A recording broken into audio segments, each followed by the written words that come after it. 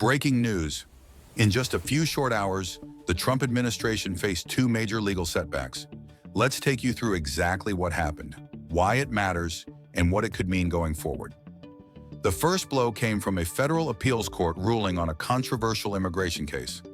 At the center of the dispute was the Alien Enemies Act, a law written more than 200 years ago that gives the government sweeping powers to deport citizens of countries deemed hostile to the United States during times of conflict.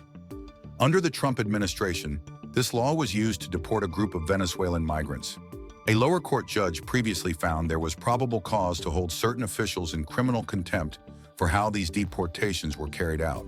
But in a 2-to-1 decision, the appeals court reversed that ruling, siding with the administration. Supporters of the decision argue it upholds executive authority in matters of national security. Critics, including the dissenting judge, warn that the ruling could weaken judicial oversight and make it harder to hold government officials accountable.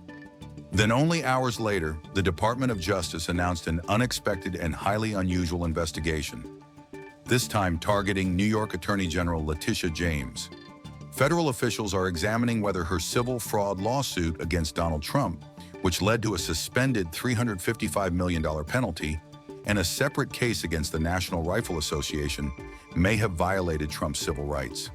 The move is rare because it's the federal government scrutinizing a state's top prosecutor over cases that have already made national headlines.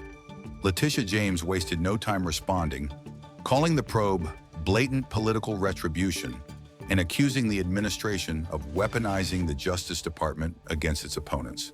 These back-to-back developments highlight the deep legal and political battles still surrounding the former president.